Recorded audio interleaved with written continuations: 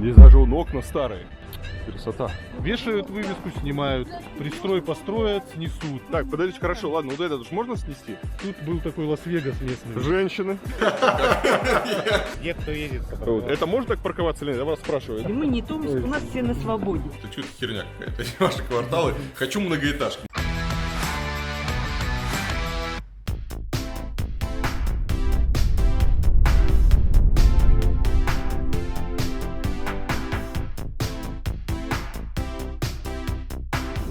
Скажи мне, почему Иркутск? Ну, я же здесь живу, родилась. Нравится? Да, но как бы могла быть и лучше, конечно. Что самое плохое в Иркутске? Что тебя больше всего бесит? А люди и дороги. Ты должна понимать, что за тобой женщина с венками. Не оборачивайся! Здрасте. Здрасте. Сергей. Здрасте, Илья. Этому проекту ровно 10 лет. В 2009 году здесь была трущоба, домики покосившиеся, не были снабжены ничем, кроме электричества. Его весь должны были отправить под бульдозер, сюда уже выезжала команда мэра, и здесь должны были построить многоэтажный жилой дом. 9-12 этажей. Вы спасли это место от многоэтажки. Ну, тут можно минимум, сказать, да? что не только мы, так Святые скажем. люди, я вам скажу.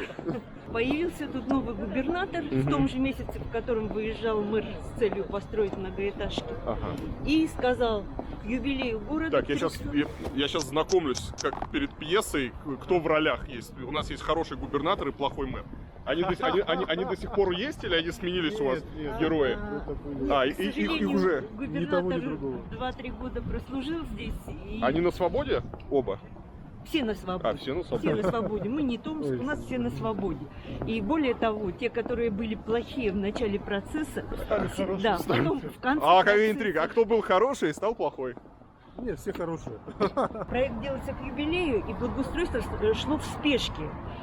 И собственник вот этой вот пивоварни встал грудью перед строителем, которые хотели просто Ровно вот так вот проложить. замостить, а не концентрическую круглую площадь, как мы нарисовали сделать. Мне это жутко понравилось, потому что благодаря ему фактически площадь осталась. Так, ну хорошо, давайте я вам сразу задам тогда вопрос.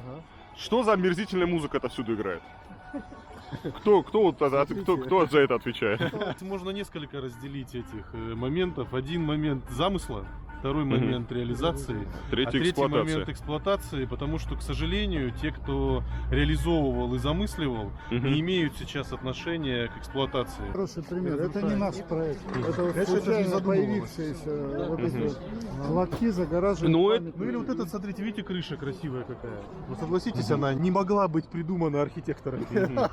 То есть они взяли, достроили крышу вот у этого Взяли и дома? достроили. А как так могло получиться? Ну как вот так получилось? Такие вот потрясающие там колонны в виде деревьев. Так, ну хорошо, а дизайн-код почему не ввели нормальный? Более строгий, давайте так. Ну, понимаете, оно же постепенно обрастает. 10 лет уже проекту. Поэтому он за это время, конечно, немного оброс, но постоянная борьба идет. Вешают вывеску, снимают. Пристрой построят, снесут. И вот идет постоянный сюжет. Вообще здесь 17 объектов культурного наследия, да, Елена? 17. Да, тут 7 реестровых памятников и несколько выявлено. Вот по периметру в большинстве своем дома, которые здесь были всегда. Они всегда были на этой улице, а внутри были огороды. И, собственно говоря, внутрь и пешеходный променад, вот эти дома, они все сделаны по эскизам тех утраченных объектов, которые город потерял за какое-то время. Но сохранились чертежи, сохранились фотографии, и они были воссозданы. А вот этот объект, например, с Гаврилова 3 был перевезен. То есть это был первый вообще перенос, переезд памятника с другой улицы с сохранением статуса объекта культурного наследия, например. Нет, с музыкой, конечно, вот это жопа. Я бы музыкой, да. вечером пришел бы и выключил их из розетки. Я так понимаю, деревянные панели это тоже, они же были откуда прошлого арендатора, они же они явно не оригинальные. Нет, они, наверное, были... Нет, это была прямо... Мы когда делали это место, проект, да. они были элементом декора этого объекта. Как сказать, можно крупным мазком, конечно, здесь представить и только проблемы, а можно попробовать найти какую-то вот грань между тем, что, за что мы пытаемся сохранять и бороться, с тем, с чем мы боремся. Да, то, что хорошее, да, это, по-моему, единственный вообще в России уникальный пример, как всю вот эту вот деревянную застройку, которая у нас обычно принято считать такая обуза для города, которая разрушается, которую надо скорее снести, и невозможно ничего сделать. Удалось как-то вообще встроить, по крайней мере, чтобы, ну, и защитить защитить.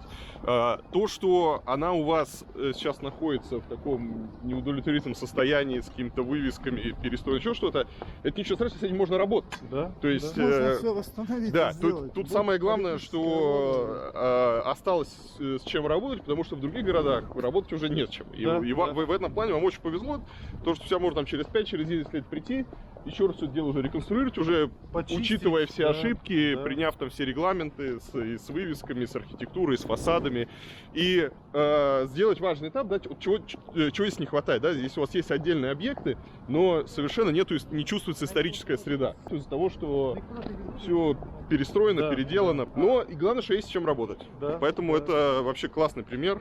Приезжайте все в Иркутск и смотрите, как им удалось сохранить. Вы сейчас увидите вот этот объект, он чем ценен, что он с одной стороны двухэтажный, и с другой улицы, которая ниже по рельефу, тоже двухэтажный. И вот сейчас мы идем вроде как по рельефу горы. И сейчас, смотрите, зайдем с вами внутрь и покажем эффект, который удалось вот архитекторам создать. Во-первых, управляют англичане этим объектом. Они никогда не хотели управлять в Иркутске каким-то объектом небольшим. Но когда они увидели концепцию в теле исторического квартала, им очень понравилось, и они взялись за управление.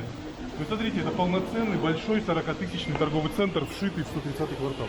Он дает довольно большую массу посетителей и связь с остальными объектами. И это начинает в синергии работать. И коммерчески, конечно, усилил он вообще в целом коммерческую привлекательность территории. Так, подождите, хорошо, ладно, вот этот уж можно снести будет? Почему снести? Ну а что он здесь делает? А Вообще здесь стоял не... вот такой дом, единственный Он и кирпичный кирпичный дом. был здесь. Ну, он явно не такой был. Он в точности был такой, единственный. Кирпичи вот сохранили вот внизу это даже у него. решили Ну, с основу. лестницей поиграть. Не, ну Там вы даже так вот разные именно вот кирпичи. хорошо, заигрывание с лестницей можно демонтировать?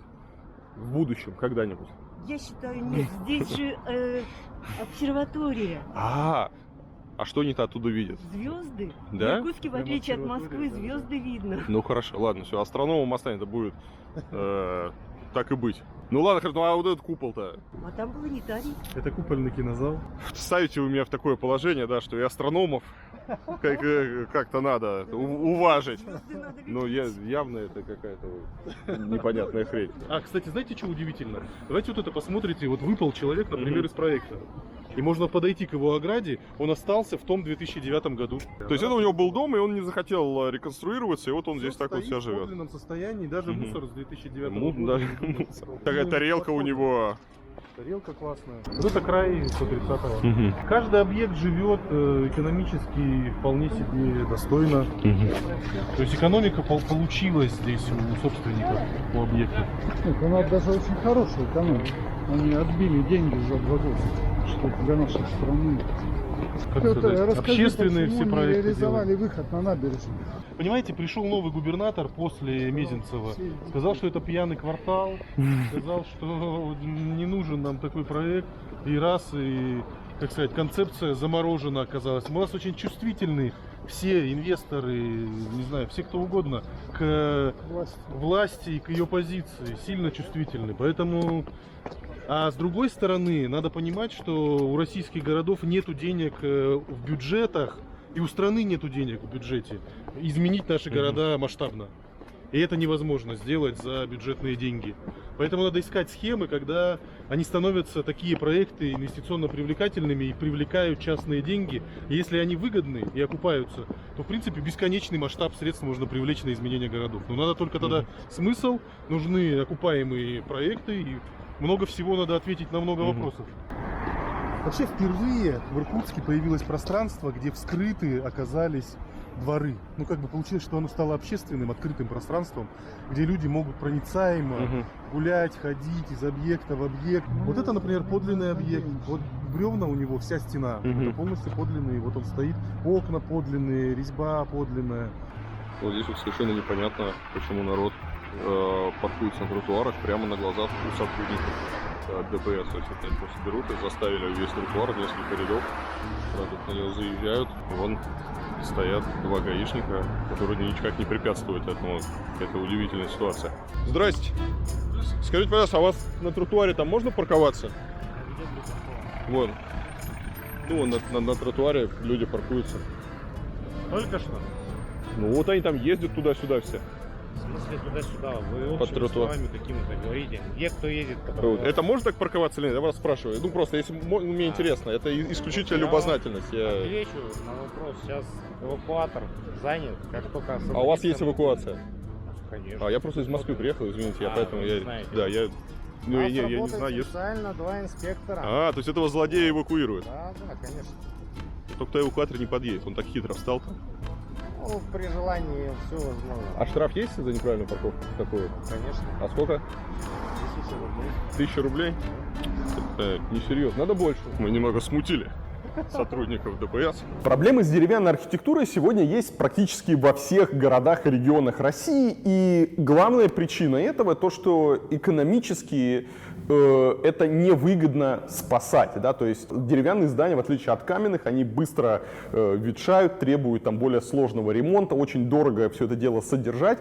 А самое главное, что никто не понимает, как на этом заработать. То есть люди не хотят там жить, и понятно, что в этих деревянных домах условия жизни, они не очень комфортные, там нету каких-то центральных коммуникаций, там проблемы с отоплением и со всем остальным. Поэтому практически везде вот это вот деревянное наследие, оно просто исчезает.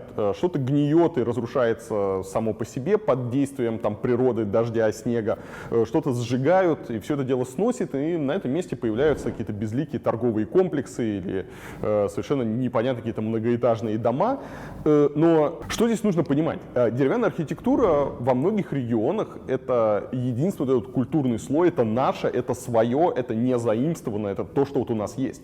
И то, что очень важно и нужно сохранять, это то, что делает город каким-то интересным, уникальным, то, что формирует какую-то локальную идентичность, то, что отличает Тюмень от Иркутска, от Архангельска, от Вологды, потому что в каждом регионе были свои наличники, свой декор, и деревянное зодчество, оно на самом деле очень интересно и многообразно, и в зависимости от города оно все отличается.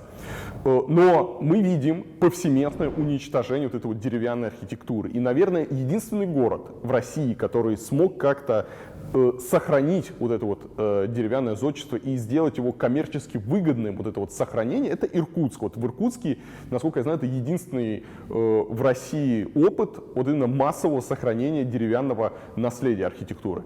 Для начала они сделают этот 130-й квартал, который я вам сейчас показал, и здесь нужно понимать, да, что то, во что сегодня этот 130-й квартал превратился, ничего хорошего в этом нету. Да, это такой вот локальный Адлер, потому что из-за отсутствия строгих правил, из-за отсутствия там надлежащего надзора и регулирования, это превратилось в такой вот, ну, реально Адлер, да, там все эти вывески, надстройки, пристройки, и сегодня это выглядит не очень хорошо. Но здесь нужно понимать, что самое главное, это то, что они сохранили эти дома, они сохранили вот эту вот историческую ткань, они собрали это все в одном месте, и сейчас с этим можно работать. То есть в отличие от многих других городов, которые просто уничтожил всю свою застройку, все свое наследие, Иркутск это сохранил. И сейчас можно брать тот же самый 130-й квартал и приводить его в порядок. И там сохранились подлинные дома, там сохранились вот какие-то подлинные элементы, там сохранилась история, и есть чем работать. Вот эту фотку подарили городу, город не мог не отказаться. А ее нельзя ночью украсть, эту остановку? Там даже клавиши неправильно покрашены. А, это музыкальная остановка. О, Объекты подлинные опять, тоже, да. опять красота. Сюда, конечно, надо какую-нибудь там брусчаточку. Здесь даже вон окна старые. Красота. Опять красота. Мы замучились доказывать, что вот здесь нужен пешеходный переход.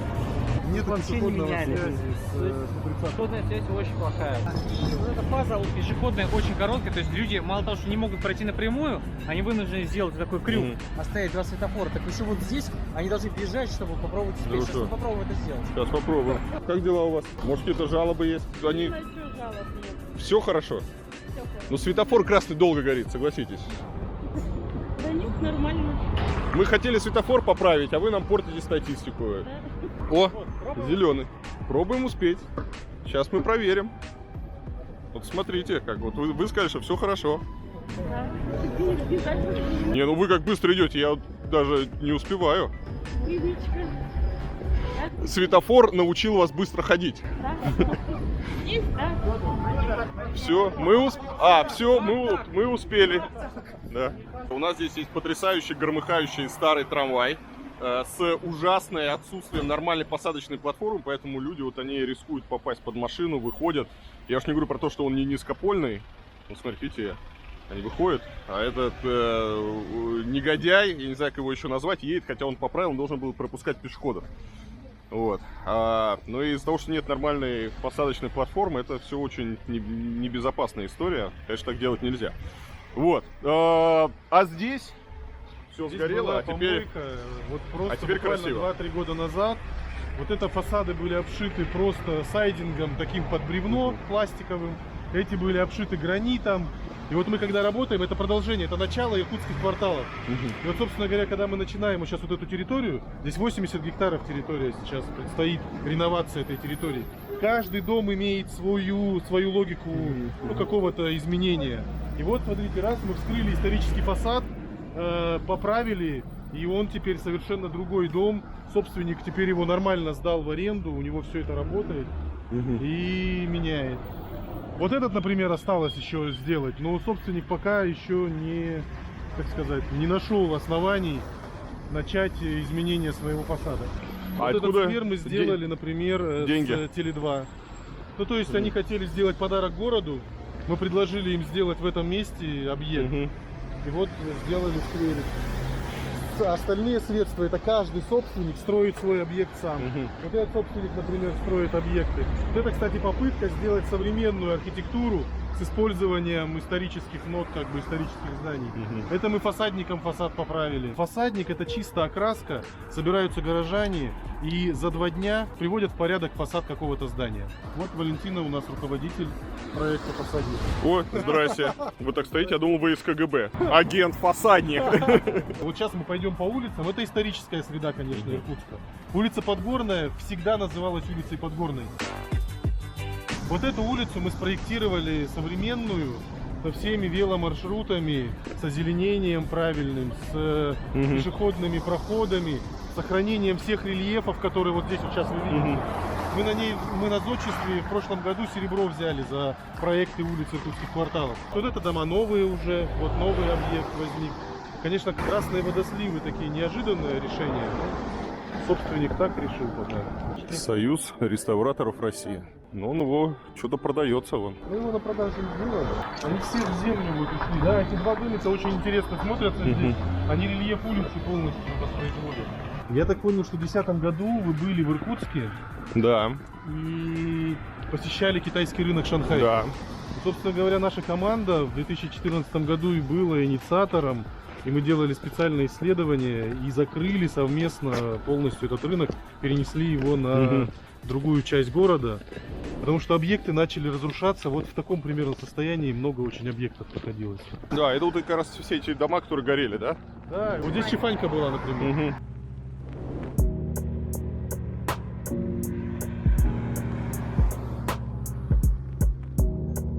Вот мы на самом деле за 3 года за эти построили второй 130-й квартал в Иркутске. Просто он размазан на 80 гектарах на большой территории. Здесь даже света не было. Вот эти столбы световые, их не было даже здесь. Эта улица вообще никогда не освещалась вообще. Теперь она хотя бы свет на ней появился. Криминала сейчас нет на этой улице. Вообще улица, как бы, знаете, это, как сказать, с богатой историей. Вообще она всегда была до советского периода улицей красных фонарей, доходные дома, рынок центральный, приезжие гости. Тут был такой Лас-Вегас местный. Женщины Женщины прям, да, были. с пониженной Да. социальной ответственностью. Поэтому это была легендарная улица. А так вот это вот, например, начало преобладать. Вот это шедевр, конечно. 2 шедевральных в историческом центре объекта. Хорошо, а вот с этим сейчас что делать? Вот? Тут несколько сценариев. Либо преобразить и попробовать так архитектурно обработать эти объекты, чтобы они ну, как бы гармонично стали вписываться в эту среду, либо менять вообще формат объектов. Ну, можно разными способами разбираться. Есть у норвежцев, у них же есть этот фонд там, резервный фонд там будущих поколений, куда они складывают деньги там от продажи нефти. Да-да-да. Хорошо бы в России сделать какой-нибудь фонд исправления ошибок прошлых поколений. О, это было Вот. бы И из серьезно. этого фонда вот как раз таки градостроительные ошибки выкупать и сносить. Вот это вот остатки еще китайской этой, ну, как бы китайского рынка, потому что это все было заставлено контейнерами. Вот здесь в 3 этажа контейнеры, на этой площадке все в контейнерах, все было в контейнерах. Продают. Продажа контейнеров. Звоните. Вот здесь мы сейчас расселили вот этот весь кусок. Хотим оставить фасад исторический, а на горе сделать гостиничный объект. Мгм. такой. Вот это начинаем сейчас работать. Насчет парковок нам удалось вот сюда зашить 8-этажную такую, ну, как бы довольно крупную многоярусную парковку.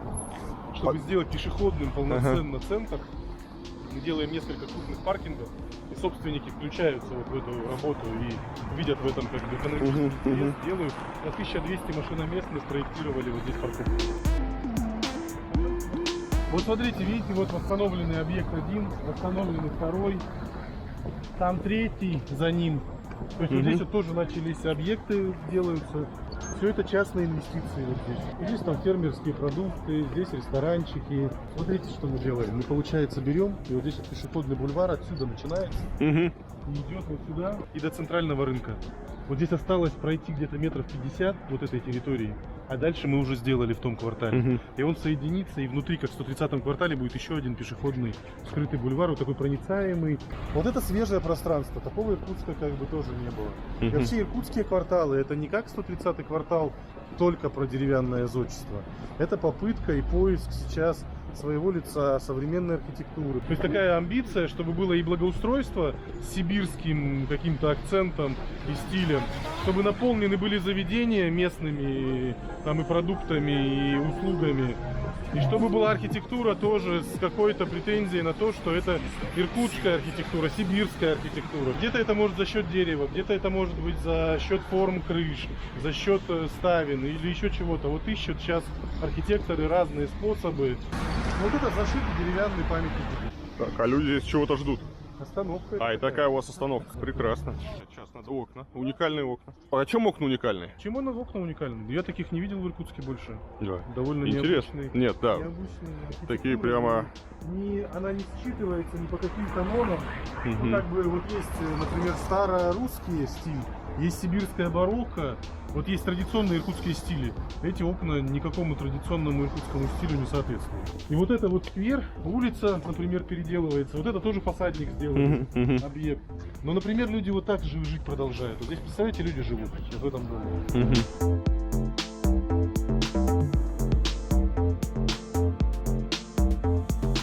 Сейчас вот самый главный Да-да-да, вопрос. давай. Ваш вообще статус? Директор То есть автономной вы выходите как некоммерческой... директор Иркутска? Нет, То есть- нет, Нет, совершенно вот нет. мы гуляли, он такой, я сейчас, значит, здесь мы скоро, здесь мы это мы снесем, это мы построим, это расчистим, там, китайцев Это налево, только там, на территории иркутских кварталов. Вообще ваш статус, то есть, вот, Вы знаете, вот с точки зрения российской правовой действительности у нас нет никакого статуса делать то, что мы у вас, делаем. по крайней мере, есть вот оно есть. Да, есть хотя бы оно иркутские кварталы, Да. которое там учреждено директор. городом, я его А, директор. вы директор? Все-таки Да. вы директор. Так, и вы решили, мне просто интересно, вот, как это началось. Ну смотрите, история такая. Вот, В 2009 да, году то есть, как Мезенцев, всё это было? будучи назначенным губернатором, выбрал проект 130-й квартал одним из таких проектов, которые он решил подарить городу, как губернатор, да, к 2011 году, когда Иркутск праздновал 350-летие. Была поставлена задача очень быстро предложить идеи и концепции развития этой территории. И получилось, что было предложено 3 варианта. Первый вариант был это хонку вообще привезти. Он сам из Питера, финскую хонку. Сейчас мы в Иркутске деревянное зодчество хонкой построим. Второй вариант это были многоэтажки. Это было строительное лобби, которое хотело сделать жилой квартал, быстро его построить, жилье продать в центре города. И третий был самый сложный вариант, который показывал, что можно из сохранившихся памятников архитектуры, деревянного зодчества развернуть эту идею. И тогда Марк Григорьевич Мейрович, он автор 130-го, один из авторов. Елена Ивановна Григорьева, вы сегодня с ней виделись, и Макаров Андрей Юрьевич, вы тоже видели. И они предложили эту идею. Да, то есть, но предложили губернатору, и губернатор сказал, отлично, будем Да, сохранять. делаем вот эту штуку, да. Так. Потом приехал Перелыгин Юрий Александрович, который как раз и начал собирать команду, в которую я и попал по его приглашению. И, собственно говоря, вот орг-схему и все эти вещи уже начали совместно придумывать, делать. И в 2010 году проект стартовал, в 2010 году. Была разработана концепция, был разработан макет этого объекта, начались первые работы, расселение, и началась вот стройка. И в 2011 году он был уже открыт, ленточка была перерезана, а продолжал строиться только модный квартал, торговый центр, в который мы заходили. Он в 2013 году открылся. То есть от инвестиций почти 7 миллиардов, да, это были частные инвестиции. 1 к 10. Вот 700 миллионов рублей были потрачены примерно на музеи. Государство потратило А на всё остальное были благоустройство. частные инвестиции? Остальное полностью частные инвестиции. Так, я так понимаю, это был какой-то частный сектор. Все дома у них были Да, это был частный сектор, У них который мы выкупали. расселили, выкупали. Половина была земель. Выкупали по рыночной цене, наверное. По рыночной цене полностью То есть предоставили там ни у кого ничего не сжигали, как Да это нет, часто ну бывает. я бы, как я здесь, как бы Я я не знаю. продолжил Поэтому жить вы здесь. можете уйти родить. Смотрите, расселяли по программе ветхое аварийное жилье. Дома в центре Иркутска признали ветхими, людей выкинули в микрорайон, это что у вас там, Березовый, да, или какой? Ну там разные микрорайоны, и Новоленина, и Березовый. Но смотрите, дома были признаны ветхими до 130-го квартала. Этот проект То есть там сложился. Там реально были какие-то трущобы. Ну конечно, они в земле уже были вросшиеся, они падали. Люди в принципе были счастливы съехать с этой территории. Окей, пришли инвесторы, дали деньги, они инвестируют на каких условиях? Они инвестировали каждый в конкретный объект, и те, кто инвестировал, являются собственниками. То есть Некоторые сейчас они- продали, например. Это частная собственность, То конечно. есть теперь каждый, то есть это как было много собственников, так и осталось. То есть это не то, что теперь все государственное. Нет, вообще государственного там есть только музеи. Во что вкладывалось государство, то государственное и осталось. А вот поэтому там такой бардак теперь. Конечно, нужна координация управления. Есть бардак, есть признаки бардака. И вот так был изуродован центр в 2014 году. И вы теперь занимаетесь вот еще всем этим. И мы переделываем. Вот команда, кстати, больше. Так, Берников, много это здесь. мэр у нас. Мэр города как учредитель, оно иркутские кварталы, и команда, Да, которая делает. да, вот смотрите, значит, он учредитель, а вы директор. То есть вы работаете в мэрии, получается. Но смотрите, формально да, но это мы сами инициировали так проект, чтобы нам его можно было вообще делать хотя бы. Хорошо, а мэр где берет деньги? Вот на все вот это. Мэр вот. действует, например, на лестницу, есть комфортная городская среда. Ну, это по федеральным это программам все идет по финансирования. разным программам. Мэрия работает по тем же инструментам, по которым она в принципе работает в обычном Хорошо, режиме. всем вот этим людям кто зарплату платит? С точки зрения проекта, проект был заказан, и он делался за деньги. Но это за бюджетные. Стартовый проект за бюджетные деньги делался.